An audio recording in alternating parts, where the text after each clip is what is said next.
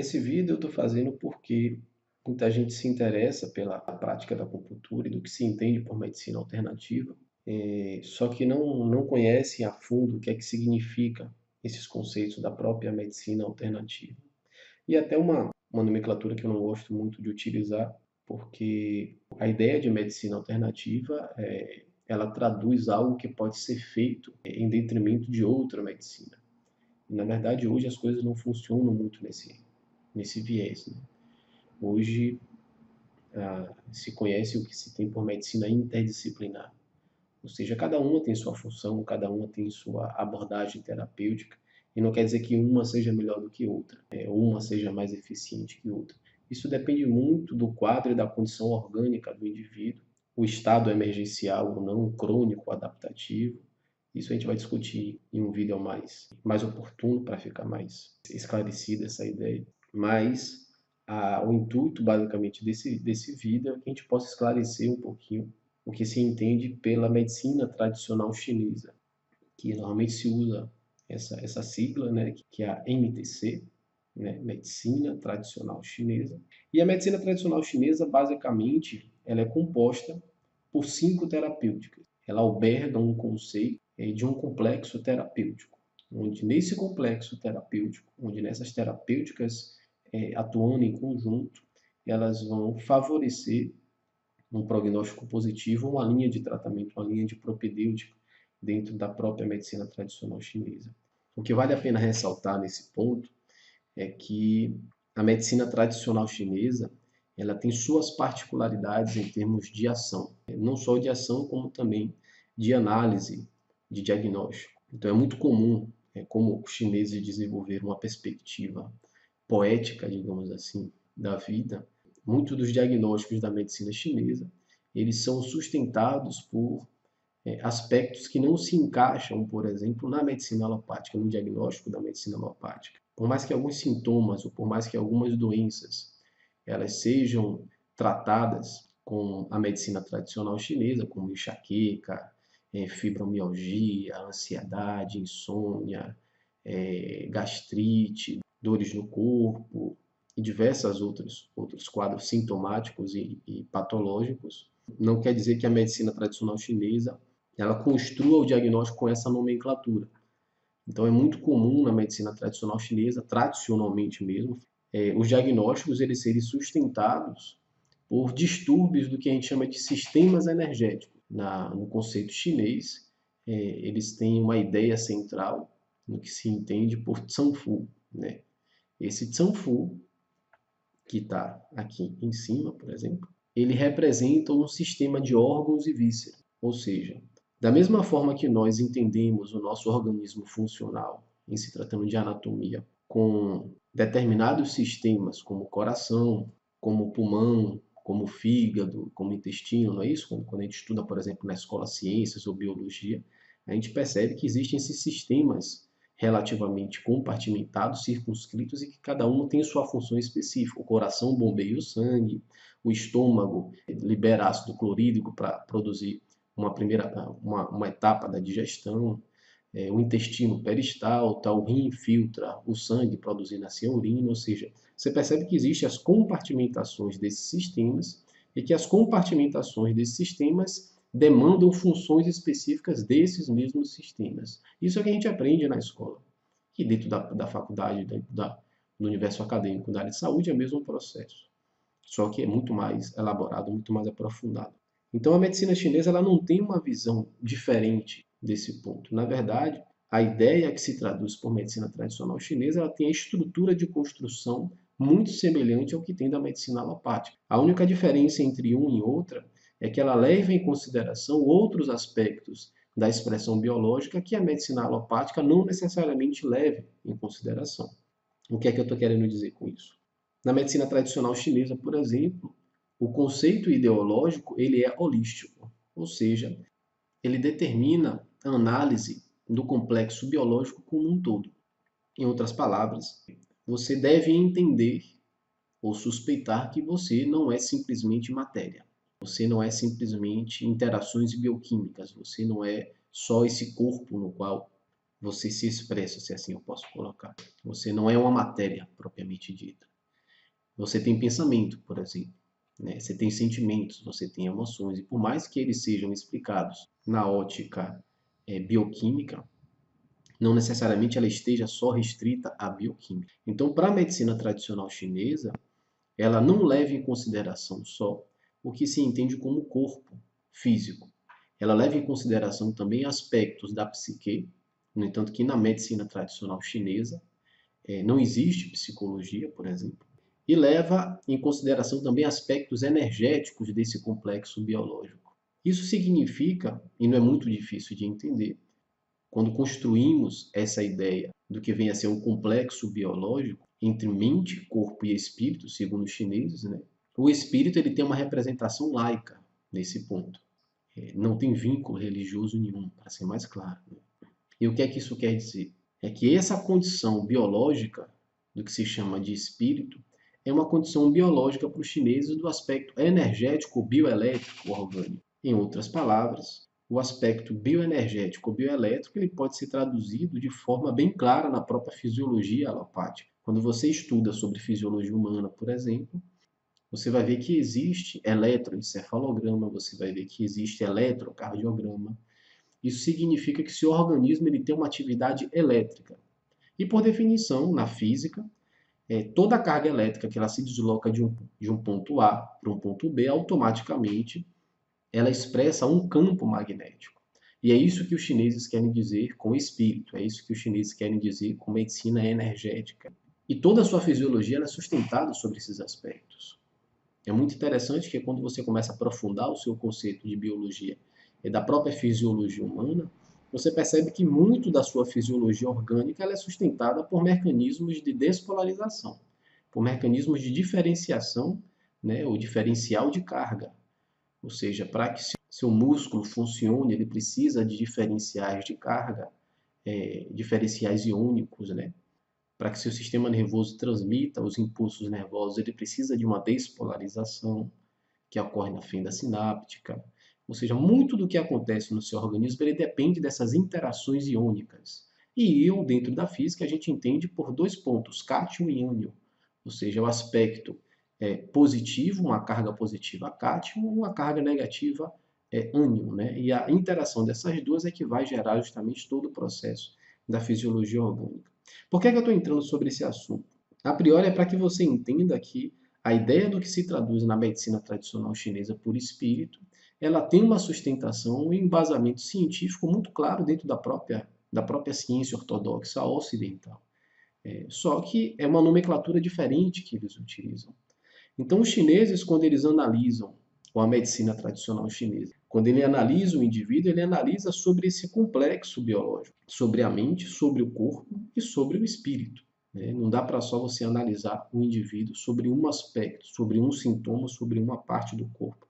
Haja vista quando você só analisa uma parte, por definição, você não consegue analisar o todo, não é mesmo? Então, a medicina tradicional chinesa, ela desenvolveu aspectos de definições de diagnóstico que por mais que esses diagnósticos abracem esses sintomas e as patologias estabelecidas no Código Internacional de Doença, que é o CID-10, não quer dizer necessariamente que o chinês ele trabalhe com esse diagnóstico. Por exemplo, nós trabalhamos com o diagnóstico de estagnação do Qi do fígado, deficiência de Yin do rim, deficiência de Yang do baço. Isso você não vai achar no CID-10, né? Você nunca vai pegar um atestado com o código do CID-10 declarando que você tem uma deficiência do Yang do baço. E esse é um ponto muito importante. Então, quando na medicina tradicional chinesa, quando a acupunturista ele define um diagnóstico, por tradição, ele não define como fibromialgia. Ele pode definir como estagnação do Qi do fígado. Ele não define uma insônia por insônia propriamente dita. Ele pode declarar como se fosse uma deficiência de Yin do rim. Quando o indivíduo tem má digestão ou coisa que o valha, ele pode declarar como deficiência de Yang do baço. Então, não necessariamente o diagnóstico na medicina chinesa é o mesmo diagnóstico na medicina alopática. São dois viés de perspectivas diferentes, apesar de tratar a mesma coisa. Um outro ponto que vale salientar, tradicionalmente na medicina chinesa, não tratamos nenhum tipo de sintoma. A ideia central é que a gente busque a raiz do problema. Se diz na medicina chinesa que na medicina chinesa não se trata, se recupera. ou seja, se recupera a capacidade antipatogênica do indivíduo, se recupera a capacidade do indivíduo se manter saudável. E na medicina tradicional chinesa, o conceito sempre foi preventivo. A ideia da medicina tradicional chinesa é que tem uma ótica preventiva, ou seja, é melhor você cuidar de sua saúde do que você cuidar de sua doença. E para isso, o profissional de medicina tradicional chinesa, ele se dedica um pouco mais ao conceito pedagógico do tratamento, ou seja, é esclarecer para o indivíduo o motivo pelo qual adoeceu, o motivo pelo qual ele se encontra naquela condição naquele momento, para que ele consiga desenvolver as suas capacidades e os seus recursos de forma autônoma para se manter saudável. Não basta simplesmente a gente levantar quando cai. É preciso que a gente entenda o porquê caiu. Então isso precisa ficar bem claro. Isso precisa ficar bem nítido no que diz respeito a um tratamento que envolva o princípio básico da medicina tradicional chinesa. Então, só para que a gente possa fechar esse assunto, e realmente adentrar pelas terapêuticas da medicina tradicional chinesa. Ela é uma medicina chinesa complexa, ou seja, ela envolve um conceito holístico entre mente, corpo e espírito, lembrando que o espírito é um conceito laico, é uma expressão bioenergética orgânica, e a partir do momento que se analisa esse complexo, a partir do momento que você, dentro do processo semiológico, você analisa todo esse indivíduo sendo sustentado por esses padrões orgânicos, você consegue estabelecer um diagnóstico na medicina tradicional chinesa. E esse diagnóstico, ele não é um diagnóstico específico do Código Internacional de Doenças. Na verdade, ele é um diagnóstico específico da própria medicina tradicional chinesa. Os diagnósticos são diferentes, não se tem fibromialgia, como eu havia dito, na medicina tradicional chinesa. Você pode definir como estagnação do tiro-fígado. Perceba que são linhas de diagnósticos diferentes. E a partir do momento que você tem você faz a análise do indivíduo, você faz o processo semiológico, você colhe todos os dados do indivíduo, e esses dados perpassam não só pela arguição do indivíduo, pelo processo onde nós perguntamos as queixas do indivíduo, não só as queixas em si, mas também a qualidade do sono, a qualidade da digestão, a condição emocional, o que a gente chama de HPP, que é o histórico patológico pregresso, ou seja, como é que foi a vida dele construída, desde a infância em termos de saúde, a questão genética, tudo isso é importante para a análise da medicina chinesa, mas não é só isso. Existem formas de análise na medicina chinesa que elas não estão só restritas à arguição. A observação é muito importante. Então, todo profissional da área de medicina tradicional chinesa, quando analisa um indivíduo, ele analisa desde que ele conhece o indivíduo, desde que ele vê o indivíduo. Então, é importante a oratória do indivíduo, é importante o jeito que ele se expressa, o jeito que ele olha, é importante o tom da voz, é importante o jeito que ele se senta, é importante se ele tem um brilho no olhar, se ele não tem brilho no olhar. Além disso, a gente analisa a tez, que é a expressão, como a face se expressa, a coloração da face. Se analisa o pulso, a pulsologia é muito importante na medicina tradicional chinesa. Se analisa a língua, por exemplo, que são formas de análise semiológica na medicina chinesa. E após ser analisado e ser considerado todos esses aspectos, desde a observação até a arguição, é que se determina um diagnóstico na medicina tradicional chinesa. Após determinar esse diagnóstico na medicina tradicional chinesa, o que se faz é traçar um plano de propedêutica, ou seja, o que se faz é definir quais são as terapêuticas que nós vamos utilizar. E quando eu falo nós, para que se entenda realmente que o paciente está incluso no processo. Eu até não gosto de utilizar muito a nomenclatura paciente, porque dá ideia meio de passividade. Mas, para a medicina tradicional chinesa, 80% do trabalho tem que ser feito pelo paciente. Então, é muito claro isso para o conceito e para a ideia da medicina tradicional chinesa. O responsável pela saúde do paciente é o paciente, não é o profissional de saúde.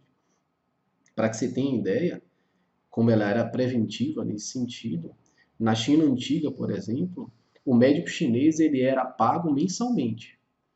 Ele só não era pago quando o paciente, ou o indivíduo qual ele cuidava, ele adoecia. Inclusive, se o indivíduo adoecer, quem arcava com as despesas do adoecimento do paciente, nesse caso, era o médico. Além dele não ser pago, ele pagava todos os remédios do médico, para você ver como é um paradoxo entre a nossa própria cultura hoje. Mas, enfim, após ter estabelecido o diagnóstico na medicina tradicional chinesa, é que você vai construir um quadro de propedêutica. E voltando, quais são as terapêuticas que a gente vai utilizar para que possamos realmente alcançar um prognóstico positivo. E aí é que entra o viés e a essência do nosso vídeo hoje, é esclarecer um pouco isso, quais são essas terapêuticas, né? Então, a priori, nós temos o que se conhece por Qigong.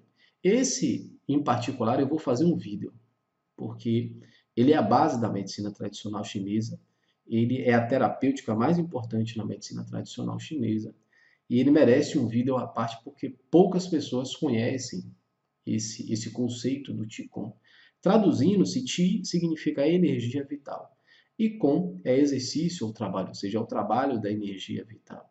E nesse aspecto, é o paciente que desenvolve práticas cotidianas que envolvem inclusive atividade física, meditação, alongamento, para que ele possa promover a sua saúde. Então, o Qigong ele é a terapêutica básica na medicina tradicional chinesa, e a ele eu vou dedicar um vídeo só para que a gente possa esclarecer um pouco mais sobre essa terapêutica tão importante. Uma outra terapêutica que se utiliza, a segunda terapêutica, normalmente é o que se chama de dietética ou dietoterapia chinesa. E por que isso é importante? A construção do que você ingere, a construção do que você se alimenta é de fundamental importância. Esses dois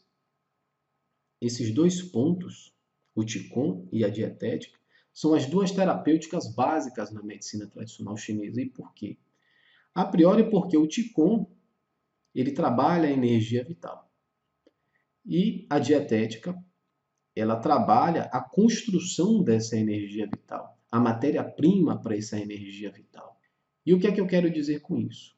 Por exemplo, quando você faz uma prática da medicina tradicional chinesa, você trabalha com esse conceito do Qi, que é a energia vital.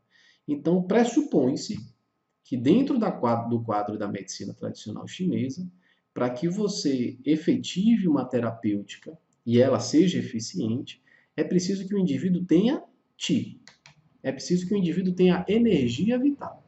Então, a priori, o que a gente vai tentar fazer, ou a priori, o que dentro do quadro terapêutico se estabelece, é que essa energia vital ela seja disponível para o organismo para depois ela ser manipulada através de outras terapêuticas na medicina tradicional chinesa.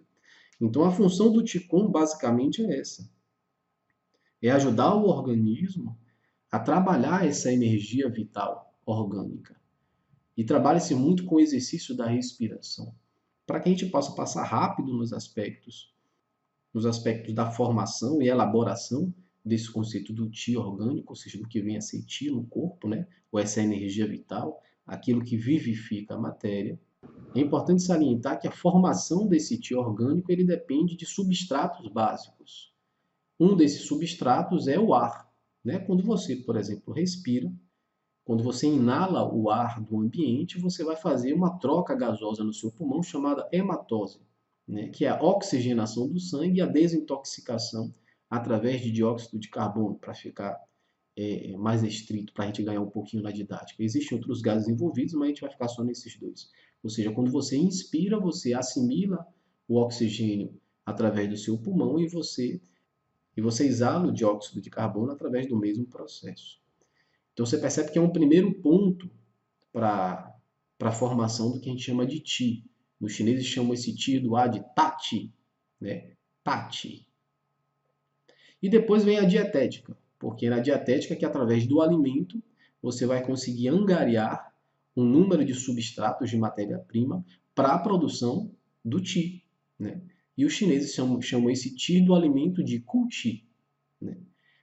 Isso significa o quê? Que a associação desse alimento do ar, do Tati, e o alimento do físico, né, da estrutura matéria em si, chama-se de Qi, ele vai dar a junção desses dois, vai produzir, ou vai ter como produto que a gente chama de Zhen Qi, que é o Qi verdadeiro, que é o Qi orgânico, né, aquele Qi que vivifica o seu corpo.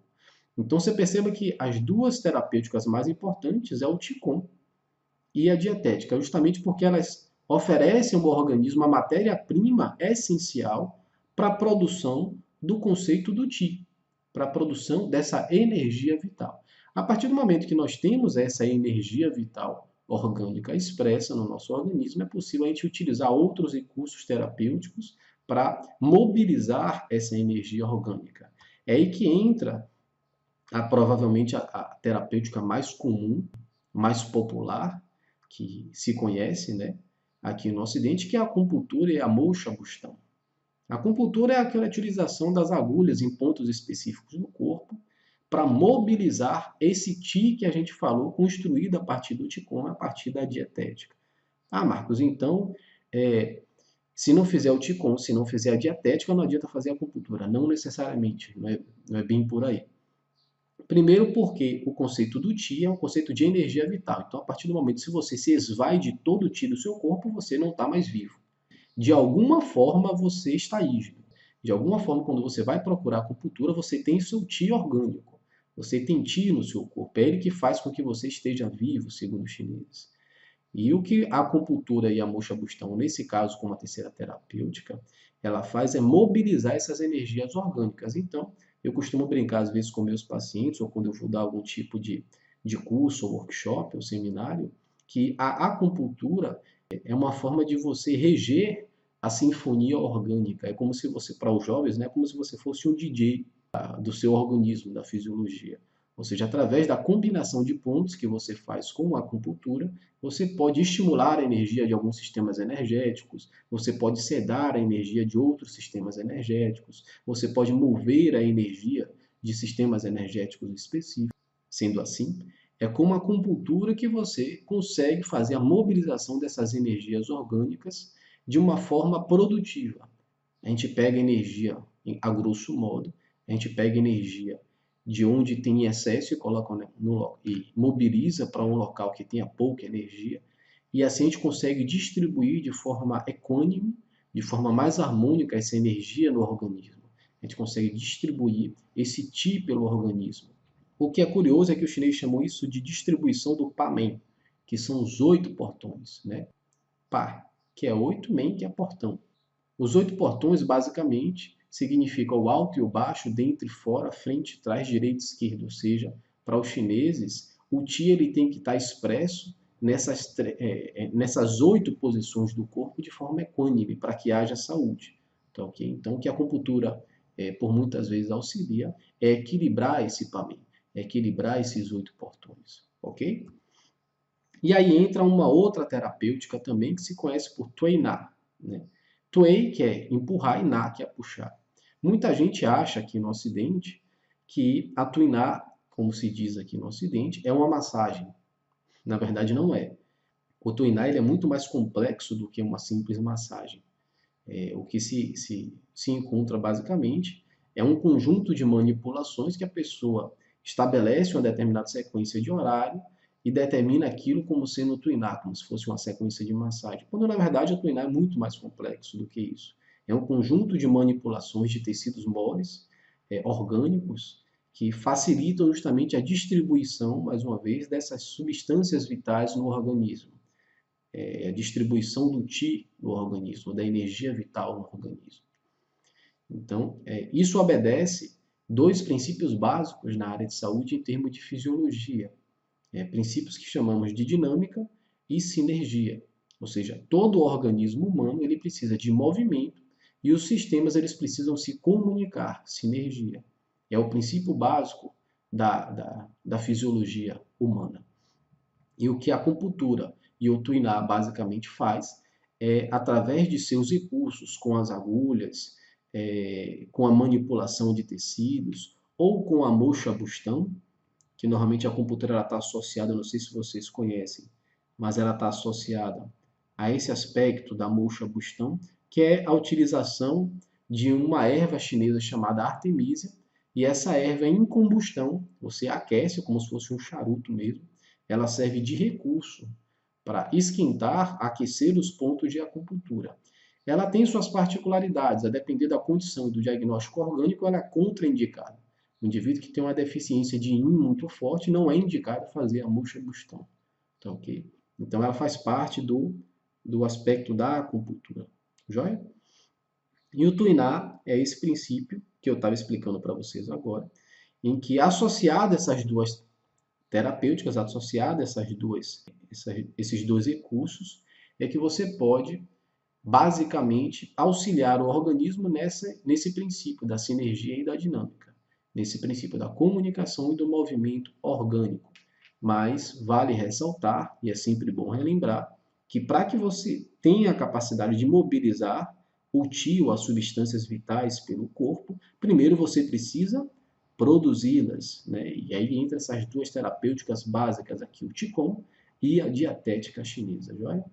E aí entra a última terapêutica, o último recurso terapêutico da medicina tradicional chinesa, que é a farmacologia, também conhecida como matéria médica, né? Muitos associam isso à fitoterapia chinesa, mas é bom esclarecer que a farmacologia ela não está restrita ao reino vegetal.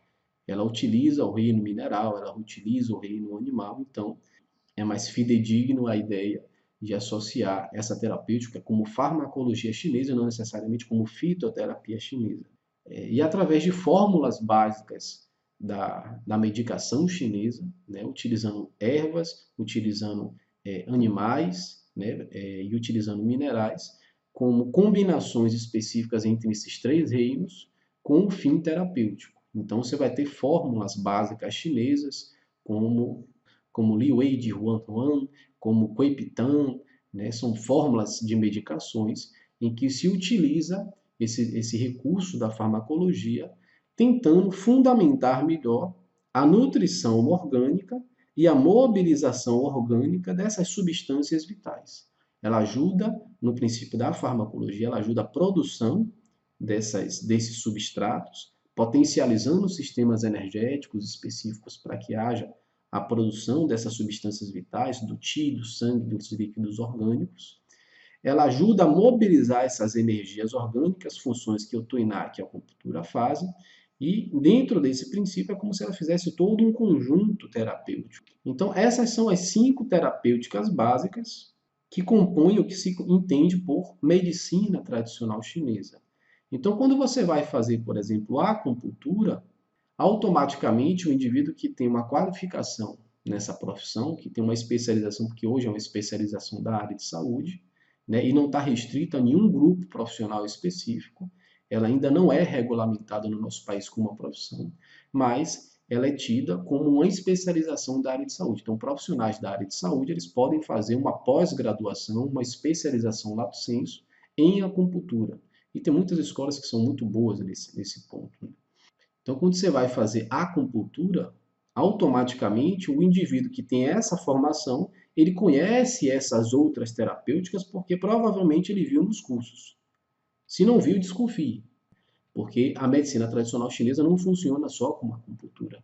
Você percebe que dentro da construção de raciocínio que nós fizemos, nós tivemos que elaborar primeiro as ideias do que vem a ser essas substâncias vitais, como o Qi, como os chineses falaram, e os recursos que a gente utiliza para mobilizar essas energias orgânicas. Então, é de fundamental importância que você entenda que quando você vai fazer a acupuntura, essas outras terapêuticas elas devem ser levadas em consideração também para que o prognóstico seja positivo e eficiente, tá ok?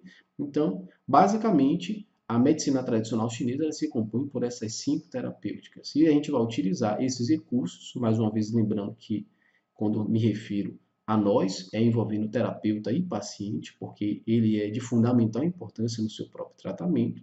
É através dessas terapêuticas que nós vamos construir um prognóstico mais positivo e sustentável. Não adianta nós voltarmos a fazer sempre as mesmas coisas ou termos os mesmos hábitos que nos levaram a adoecer. É preciso que nós entendamos por que nós caímos e não simplesmente levantar e andar. Senão a gente tropeça mais lá na frente. Então fica aí o esclarecimento do que vem a ser a medicina tradicional chinesa, do que vem a ser qual é o papel da acupuntura nesse contexto e a importância desses outros recursos que nós discutimos, tá joia? Até a próxima, no próximo vídeo.